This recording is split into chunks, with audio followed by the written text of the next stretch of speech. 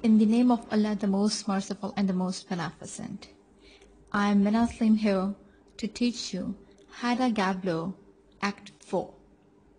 The points which we'll cover in this lecture would be the setting of Act 4, the major characters, the plot and the important incidents that occurred in Act 4, important dialogues and quotations, and the ending of this play.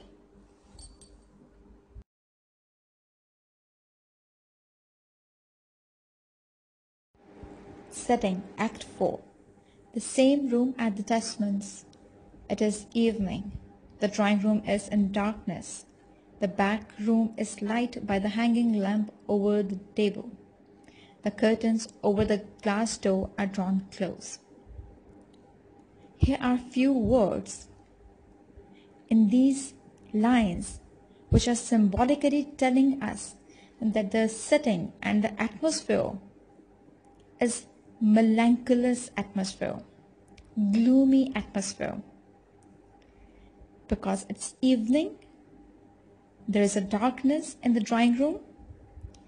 There is only a light of a lamp which is hanging over the table. Even the curtains are closed. Second point, Hera, dressed in black, walks to and fro in dark room. Then she goes into the back room and disappears for a moment to the left. She is heard to strike a few chords on the piano. Presently, she comes in sight again and returns to the drawing room. So the Hera is wearing the black dress. Again, a melancholious color is there. She is moving to and fro means anyone who is moving to and fro means that he or she is in confusion. He is not in a comfortable state. So, same is the case with Hera. Hera was in uncomfortable state. Then she goes into the back room and disappears. In confusion, we see that Hera strikes some piano chords and again she disappears in the drawing room. Here the servant Berta enters with a lighted lamp and places it on the table. She has a red weeping eyes and a black ribbon in her caps. Again, black word is used, red eyes, again a melancholious atmosphere. And without saying anything, she goes out. What Hera is doing? Hera goes up to the glass door and lifts the curtain a little aside and starts looking in the darkness. Again, she is looking towards the darkness. Shortly afterward, Miss Julia Tasmans, in mourning with a bonnet and veil on, comes in from the hall. Hera goes towards her and holds out her hand. Miss Julia Tasman and Hera had a conversation. Miss Tasman? Yes, Hera, here I am, in mourning and forlorn. For now, my poor sister has at last found peace. Hera, I had heard the news already, as you see. Tasman sent me a card.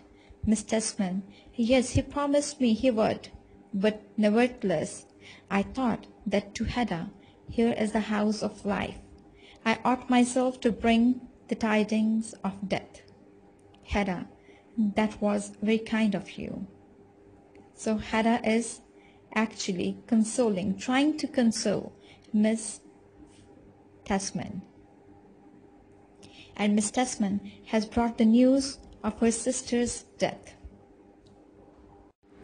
Hera says to Miss Julian to please sit down, but Miss Julian says that she has to go back to home and attend to her sister's corpse and prepare it for the grave. Hera asks if there is anything she can do, but Miss Tesman says the work of death is not fit for Hera. This is basically an ironical statement which is said by Miss Tesman. How it is ironical? We'll find that till the end of this play. We'll find that Hera and the death has a close connection with each other.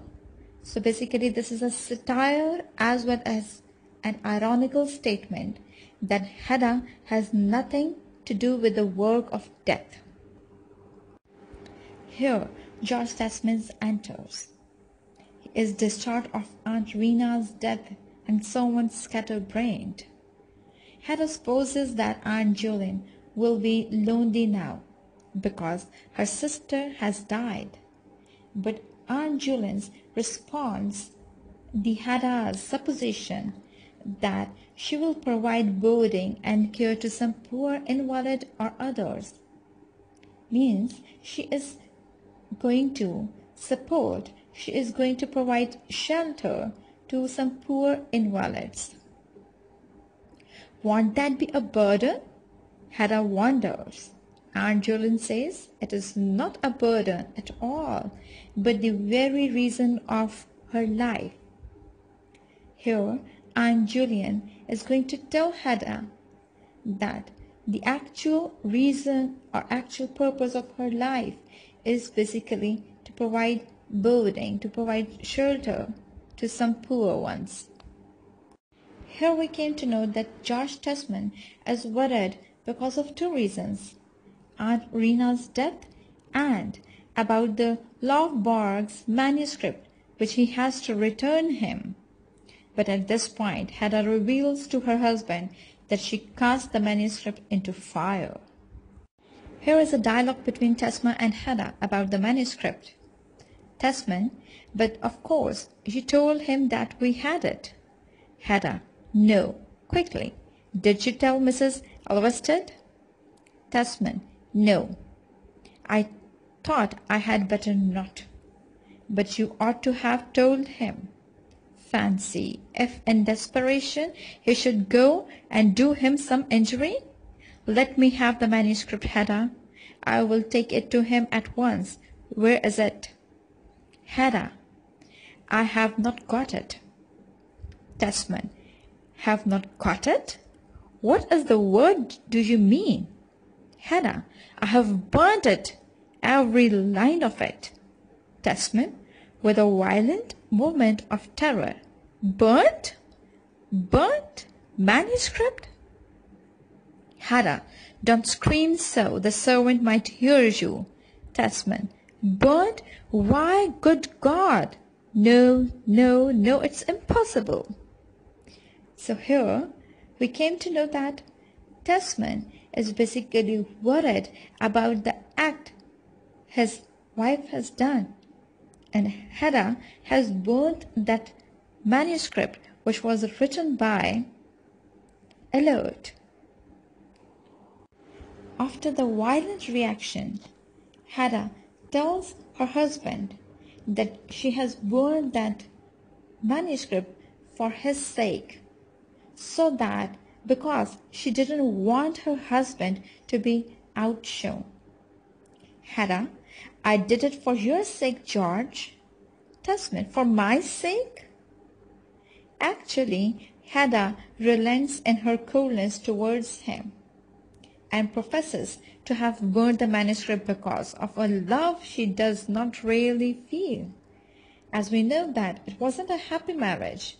They were not in love with each other, especially Hera.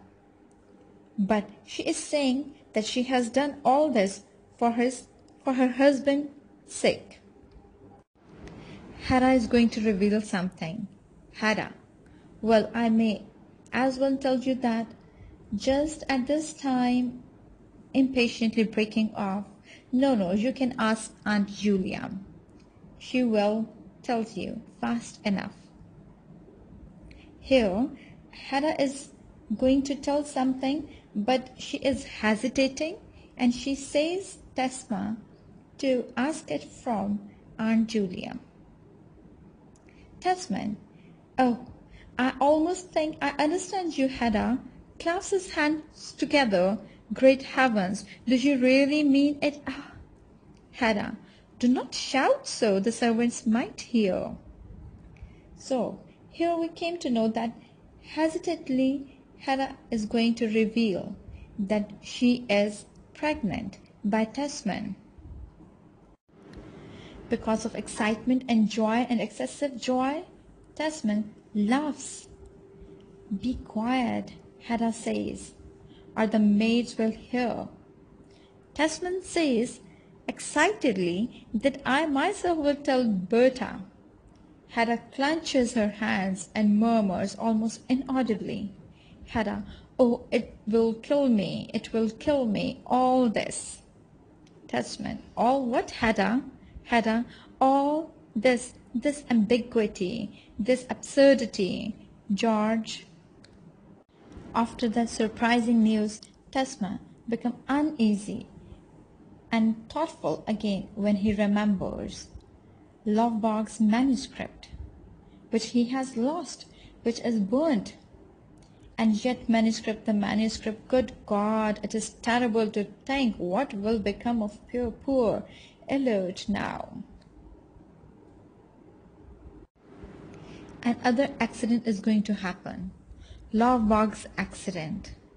Thea Arvested enters. She speaks in agitation.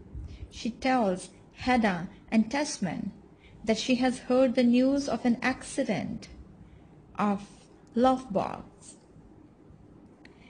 Given all the incredible rumor about him going around.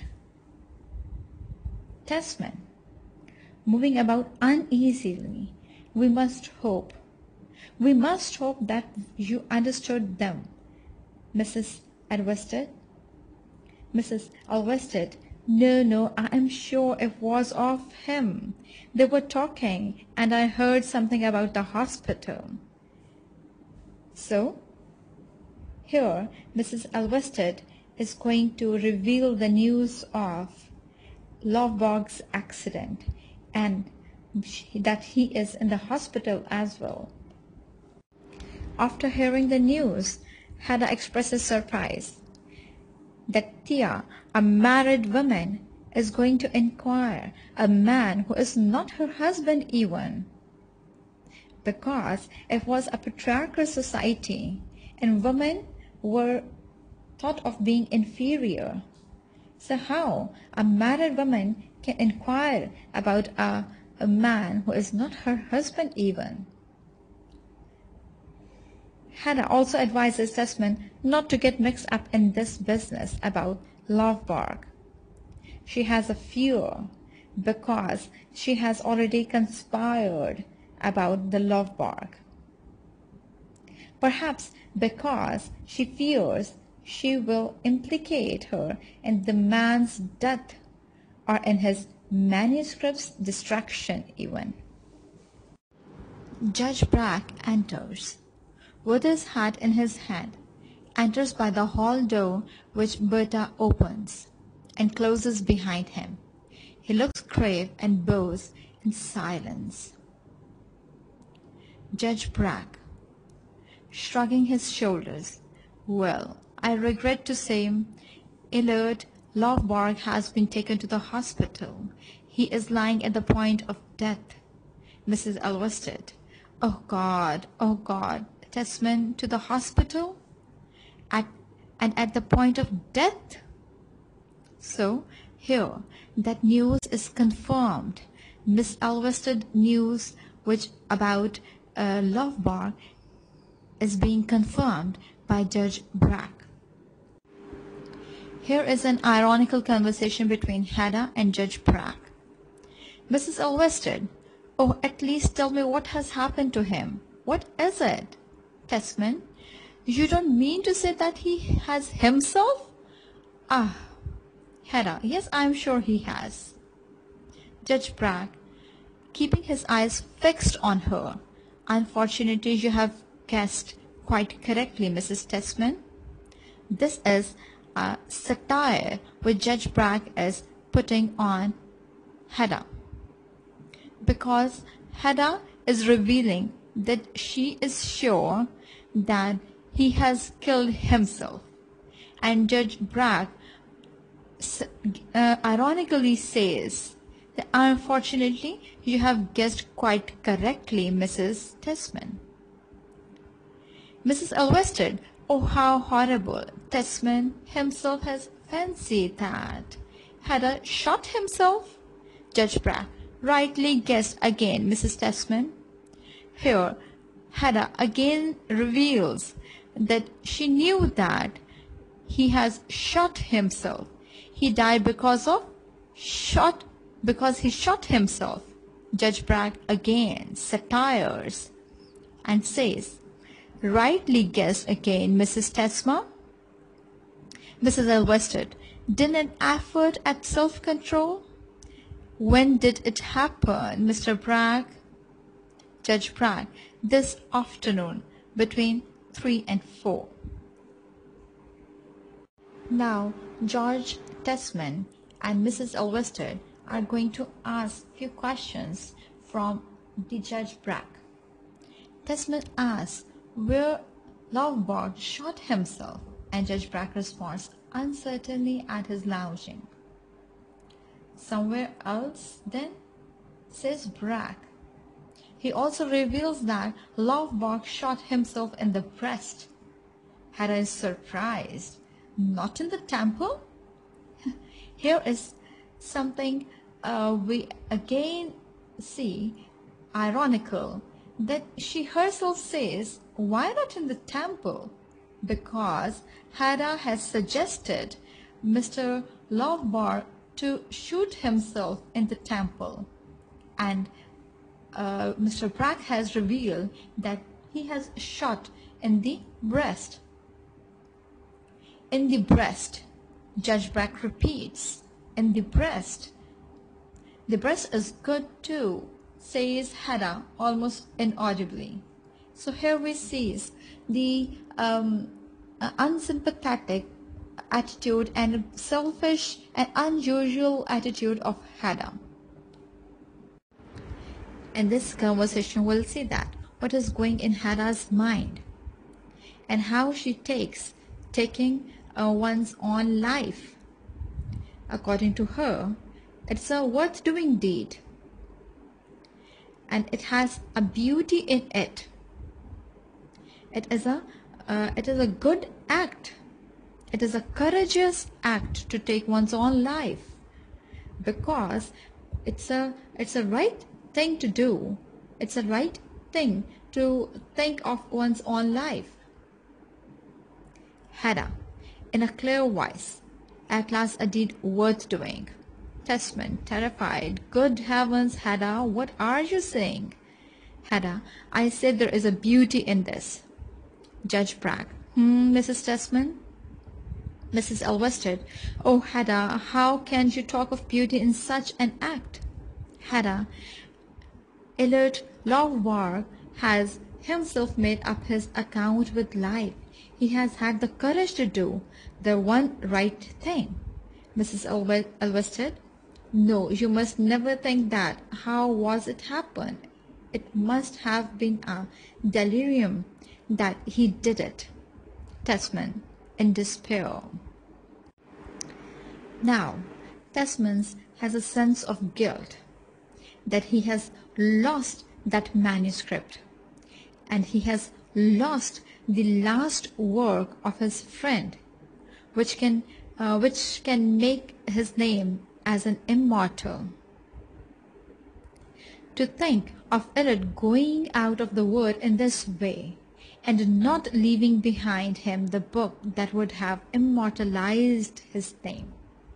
In this line we can see that he has a feeling of regret, he has a feeling of guilt, that he has lost that last manuscript which was written by Illard.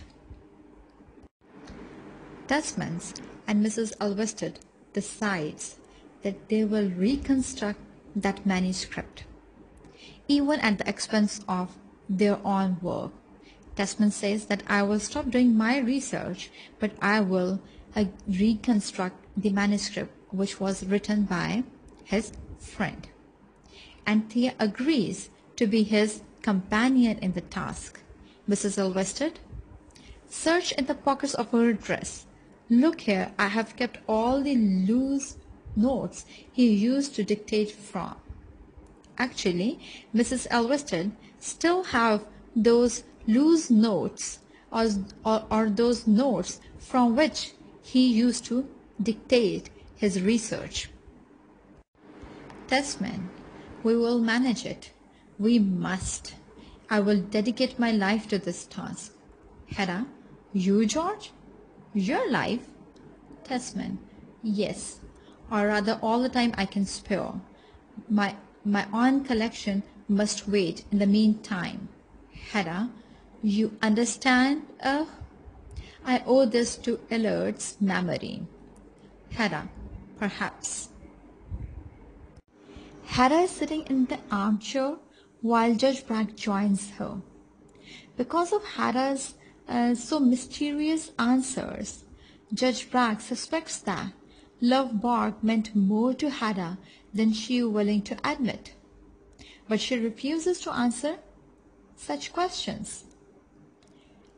Hera, in a low voice, oh, what sense of freedom it gives one, this act of alert love work.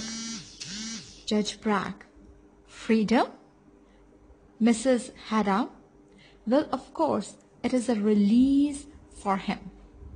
Here we can see that Hera is saying the death of freedom, whereas Judge Bragg tries to correct her that it's not a freedom, that it's a release for him. Hera, I mean to me. Hera is strong-headed and she is saying that I mean what I am saying. It gives me a sense of freedom to know that a deed of deliberate courage is still possible in this world. A deed of spontaneous beauty. In these lines, in this dialogue of Hera, we can feel that basically Hera is trying to criticize the present time, the present patriarchal society, that yes, it is a freedom to know that deed of deliberate courage, that such deed of deliberate courage is still possible in this world. A deed of spontaneous beauty. She is saying that it is a spontaneous beauty for her, that someone is able to decide something about his life. That is what she is saying, that it's a spontaneous beauty. It's a freedom, according to Hera. Here, Judge Brack tells that he has made some lies regarding the Love Bark's death in front of Thea and Testman because of their feelings. First, Love Bark was already dead, that he died at the spot. Moreover, Love Bark shot himself not at lounging, but rather at Mademoiselle Diana's saloon, while attempting to recover a child that had been lost. Here, Bragg is actually making a satire on Hera by mentioning a child that had been lost, because this was a comment which was made by Hera herself, that it is a child of, that the manuscript was a child of Thea and Love Bark. So here he is again satiring on Hera that he was finding his child and he was found dead there. Here is an important dialogue between Judge Brack and Hera regarding the revelation that who was behind this murder. Judge Brack, I am sorry, Mrs. Hera, but I fear I must dispel an amiable illusion. Hera, illusion? Judge Bragg, which could not have lasted long in any case. Hera, what do you mean? Judge Bragg, alert Lovborg didn't shoot himself voluntarily. Hera, not voluntarily? Judge Bragg, no. The thing didn't happen exactly as I told it. In this conversation, basically Judge Bragg is trying to tell Hera that he is suspicious about all the death activity of Mr. Lovborg, and he knows something which is being hidden. It is like an illusion, which is a false vision. Judge Bragg is trying to trap Hera now. He wants to tell her that he knew that who was behind the Lovborg's death. Actually, what all happened, what was the conspiracy done by the Hera, and who was behind this murder? Brack assumed this to mean his manuscript, but then learned that Lovborg himself told it up. This is basically something which was said by Hera, that manuscript was torn by Lovborg himself. So he takes it to mean his pocket book or the like. Finally, Lovborg was found with a discharged pistol in his pocket. It had gone off accidentally, and the bullet stuck him in the abdomen, not in the breast. Here, Judge Bragg is revealing the actual truth, that the pistol was discharged, found in the pocket, and accidentally that all happened, and it wasn't stuck in abdomen, not in the breast, but in the abdomen. Judge Bragg is asking different questions from Hera to make her realize whatever she has done, and gradually she will admit each and every fault of her, and will admit that whatever she has done. Judge Bragg, there is one point more, Mrs. Hera, and other disagreeable feature in this affair. Hera, and what is that? Judge Bragg, the pistol he carried. Hera, breathless. Well, what of it? Judge Bragg, he must have stolen it. Hera, stolen it? That is not true. He didn't steal it. Judge Bragg, no other explanation is possible. He must have stolen it. The reply of Hera, stolen it? That is not true. Itself is revealing, itself is telling that she knew that that pistol was not stolen at all. It was given by Hera herself. And this is all what Mr. Judge Bragg is trying to convince her. Here, the scene is changed. Desmond, while working, asks his wife if he can work at her desk where the light is better. Hera permits it, but says she must clean something away first. She takes an object covered with sheet music and carries the whole pile of the left of the inner room.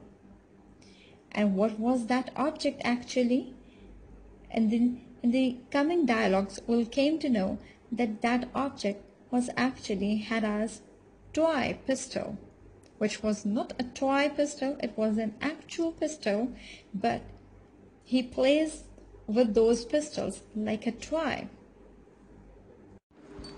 Now, Hera returns, and she is more curious now about the Judge Bragg's questions and the story he was telling.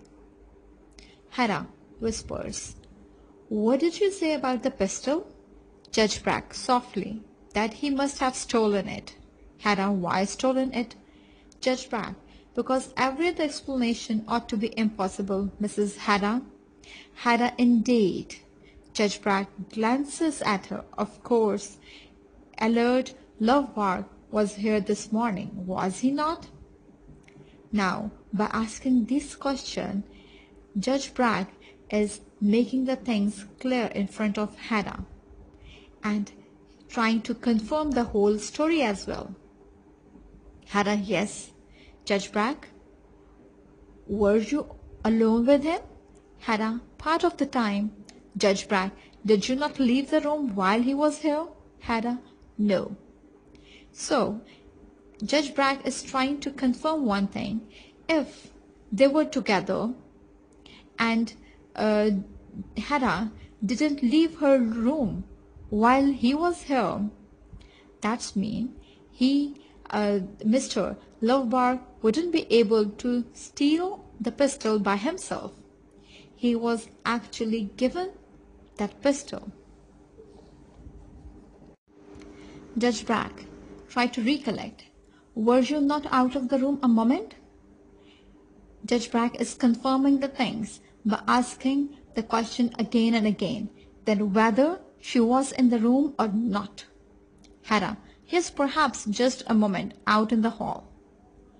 Now she has changed her statement.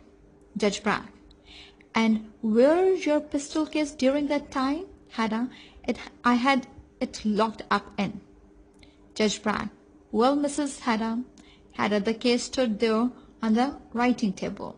Hera herself is telling that pistol case is on the writing table. Judge Bragg, have you looked since to see whether both the pistols are there? Judge Bragg is asking Hera, then have you seen that your both pistols are still there or not? Hera, no. Hera is trying to hide the things. Judge Bragg, well, you need not. I saw the pistol found in the Lovebark pocket, and I knew it at once as the one I had seen yesterday and before too. In this dialogue, Judge Bragg is declaring and confirming the things to Hera that you no need to see the pistols whether they are in the case or not, because he has already seen those pistols in the Lovebark's pocket. And he is sure for that he has seen that pistol before in Hera's hand as well as in Hera's house. Hera, have you it with you? Now Hera is terrified. Judge Bragg, no, the police have it. Judge Bragg is telling that Hera, that pistol is with the police now. Hera, what will the police do with it? She is terrified actually. Judge Bragg, search till they find the owner. Judge Bragg is telling Hera that it's now a police case and definitely they will try to find the owner of that pistol as well. Hera, without replying and supposing that the pistol was not stolen and the owner is discovered, what then? Judge Bragg, well, Hera, then comes the scandal. Here we can see that Hera is now supposing that if she will be caught, what would happen then? And Judge Bragg is actually making her aware that there would be a court scandal then. Hera, the scandal? Judge Bragg, yes, the scandal of which you are so mortally afraid. Judge Bragg is actually saying that Hera, that all will happen that from which you are afraid of. You will of course be brought before the court, both you and Mademoiselle Diana.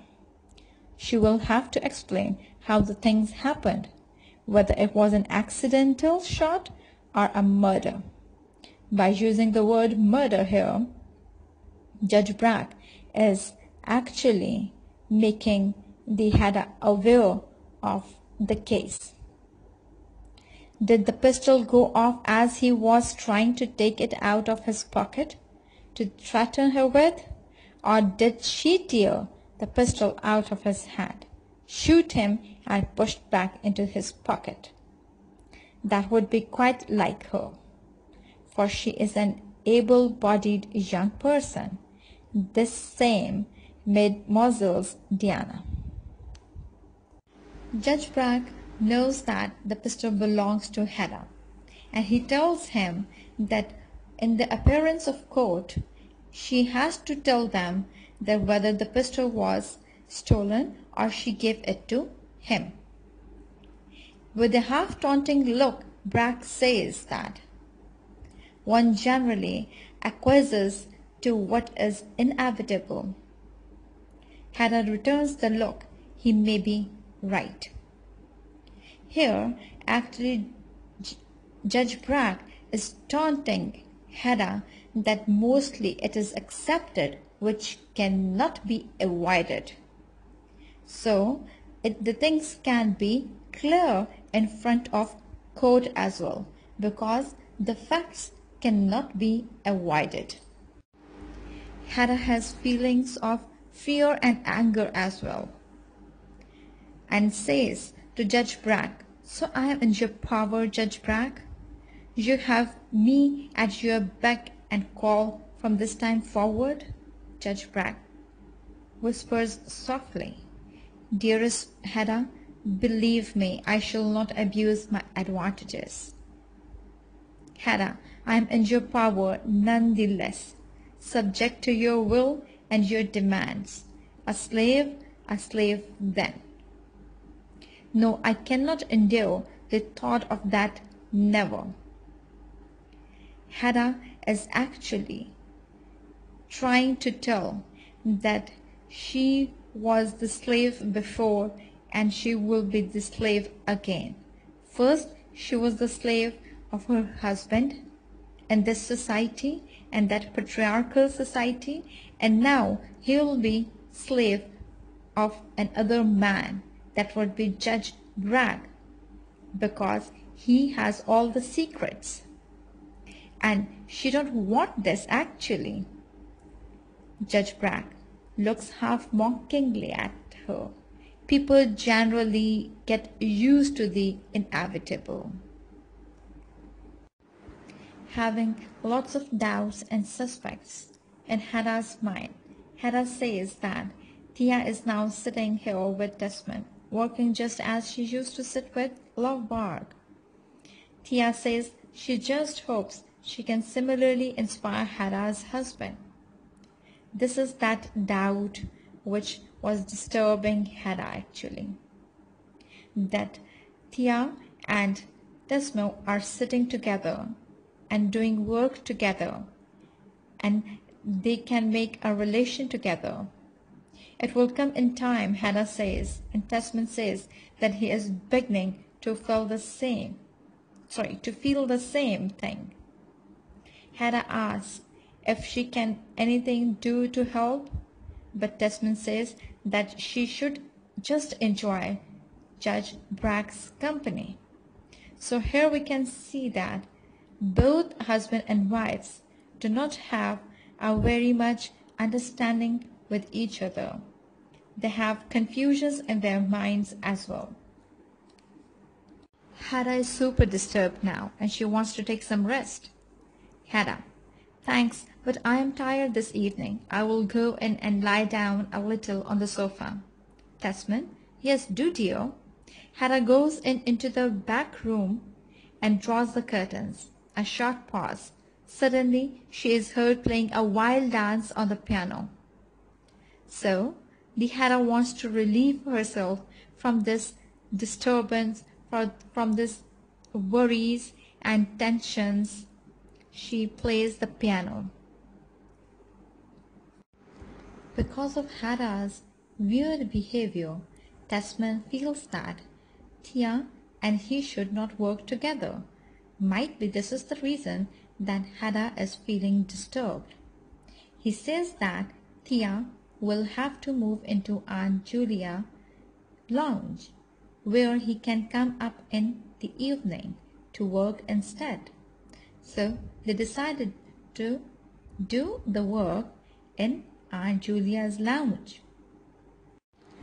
Disturbed Hera has different assumptions and suppositions which might happen in the future, which are hateful and bleak here.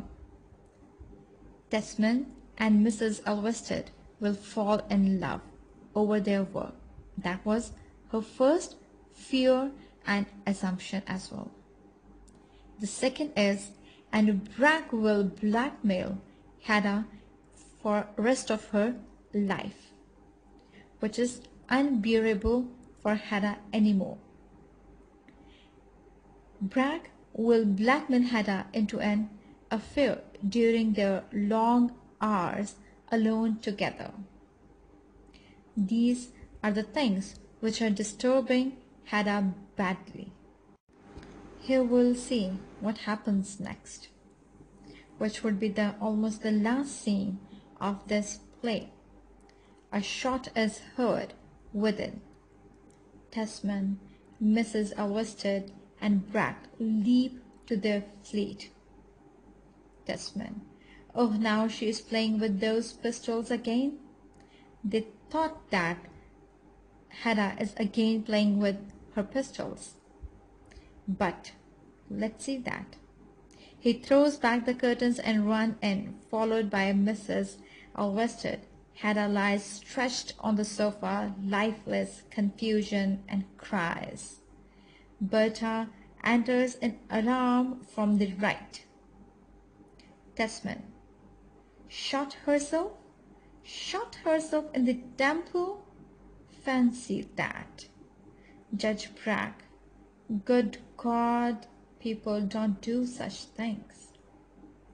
Here, finally we see that Hera shot herself, and she shot herself in her temple exactly, where she has suggested Mr. Lovbar to be shot.